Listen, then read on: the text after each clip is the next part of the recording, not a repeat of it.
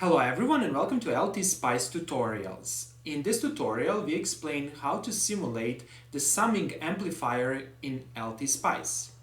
Over here you can see the circuit consisting of the inverting op-amp and this summing block over here that amplifies and sums these three voltages, namely the voltage V1, the voltage V2 and voltage V3 equal respectively to 3 to 1 volts are actually amplified and summed, and then their sign is inverted.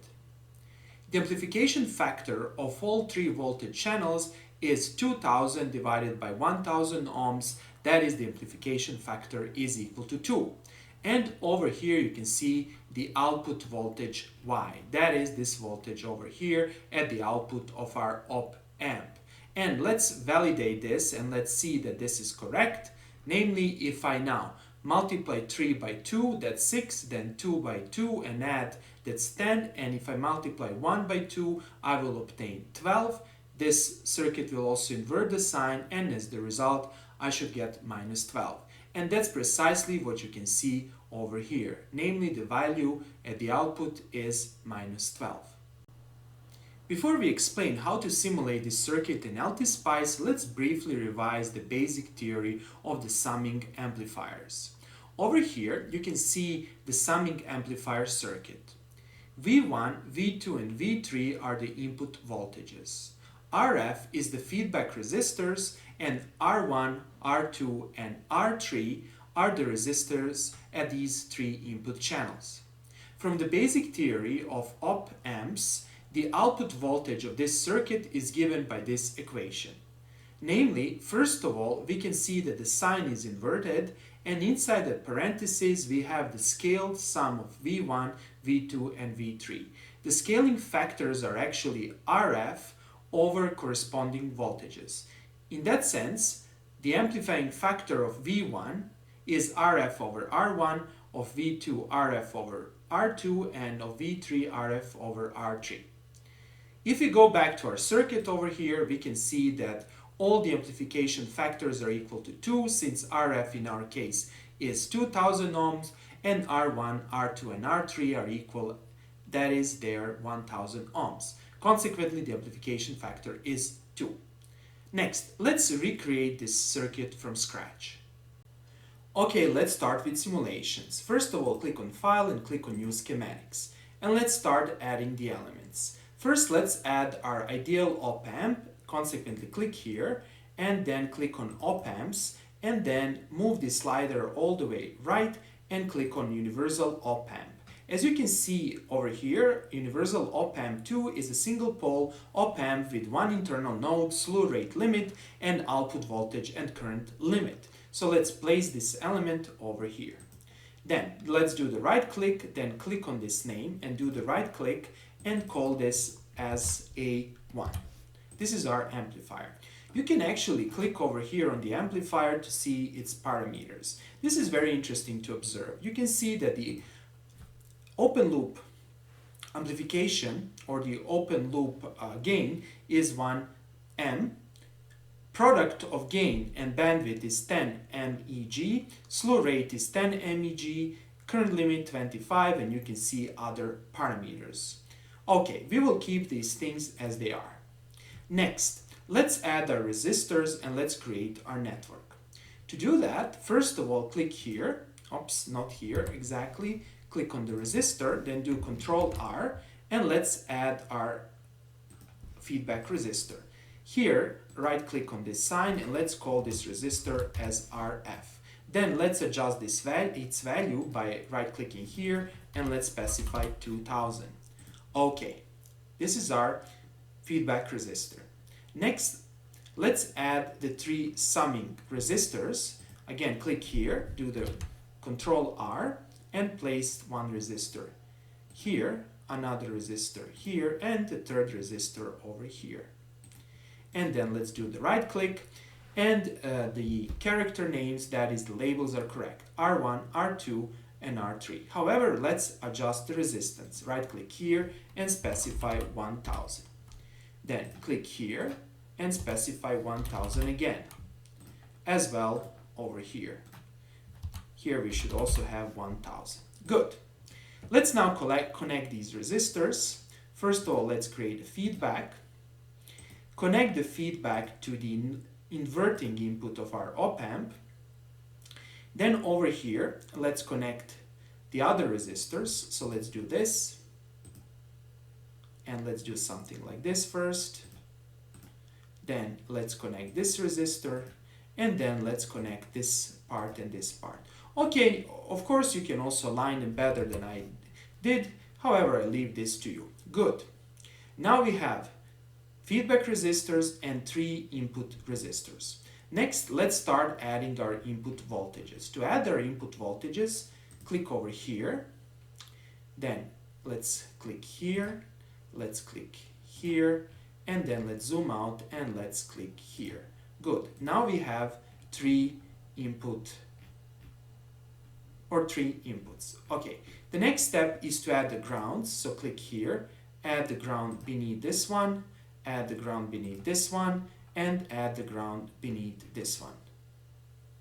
Then, let's connect these grounds. This one goes here. Let me just do it again, a little bit better. This one is connected to this one. This ground is connected to this node. Let me do it better. Here you should be careful because the space is limited. And let's connect this one also over here to this node. And that's it. Next, let's connect these voltages to the corresponding resistors. I'll do it like this. However, you can align it a little bit better than I did. Here, not to lose time, I will simply connect them like this. And let's connect also this one. And here it is. Next, let's adjust the voltages.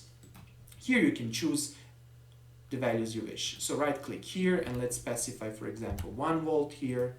Let's do right click, specify 2 volts here, and let's do the right click and specify 3 volts here.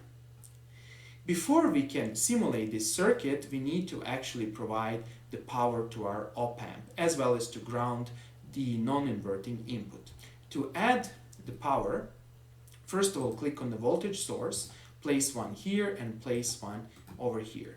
This one, right click here and call it VCCP, where P is plus. Then click here, this one called VCC minus for the minus sign. And then over here, let's connect these parts. First of all, click here and connect here as well as here. Click here, connect here and here. Then let's ground these things. So let's click here and let's click here. And then let's ground these values. So let me zoom out and let's ground everything. So click here, connect here. Let me see, actually, I did something that I shouldn't do. Let me add the ground here again. Click here, and then let me connect this ground with this value. Okay, good, as well as here. Then let's click here and connect it here. Good. Now let's adjust the voltages. Here you have the freedom. Over here I'll do the right click and I'll set this voltage to be 25, and this lower voltage I will set to be, let me just zoom in, to minus 25. Note over here that the output voltage of this circuit has to be between 25 and minus 25. If for some reason the output voltage is above 25 volts or minus 25 volts, that is below minus 20 volts, this circuit will actually saturate the amplification, or the output voltage, to be more precise, to be 25. Consequently, the output voltage will be between 25 and minus 25 volts. Okay, we are almost ready to simulate this circuit. There is one last adjustment. I will call this node as the output node. Consequently, I need to click on net, and then I will call this node as Y. And let me click here and click on the output of our op-amp. Let's now analyze this circuit. We have 1, 2, 3 inputs with the corresponding values 1, 2, and 3. We have 3 input resistors. We have the feedback resistor. And what we are missing over here is to ground the non-inverting input. To do that, simply click on the ground, do the right click, and connect this ground to the plus over here. And that's it. Let me just do Control Z, since this is not the best way to do it. and let me connect it like this. Now we are ready to simulate this circuit. To simulate this circuit, we need to select the type of simulation what we have, that we want to have. Click here and click on transient. Technically speaking, you don't need to do transient simulation since this is a static circuit. That is, you don't have dynamics over here. So just in case, for better visualizing the graphs, I will do transient analysis. However, you don't need to do that. And click here to select start external DC supply voltages at 0. And that's it. Let's place this thing here. And now we are ready to simulate. To simulate, simply click here and the circuit will be simulated. Let's now verify the results.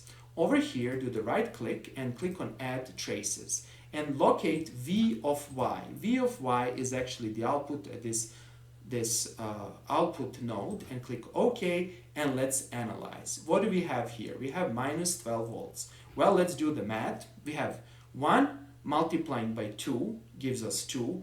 2 multiplied by 2 gives us 4. 1 plus 2 is 5. And then finally, we have, let me just show you over here, let me zoom out. We have 3 multiplied 3 over here, right? We have 3 multiplied by 2, that gives us 6, which in total gives us the corresponding voltage of minus 12 volts, and that's it. Again, I didn't specify it correctly, since actually I didn't say it correctly, since we have 3 multiplying 2 is 6, 2 multiplying by 2 is 4, and 1 multiplying 2, that's basically 12. And that's precisely what you see over here. Next, let's change a few values just to make sure that everything works as it should. Let's, for example, change this to 3 volts. And let's see what will happen. Let's simulate again. And now we can see minus 16. Well, let's do the math. 3 multiplying 2 is 6, plus 2 multiplying 2 is 4. 4 plus 6 is 10. And 3 multiplying 2 is 16. And that's precisely the value. Next, let's play with some values of the resistors. For example, let's change this resistor value to 1000, such that we have 1-to-1 amplification. Let's play, and let's see. 3 plus 2 plus 3 gives you 8. And this is a proof of principle that this circuit works as it should. Okay, that's all for today.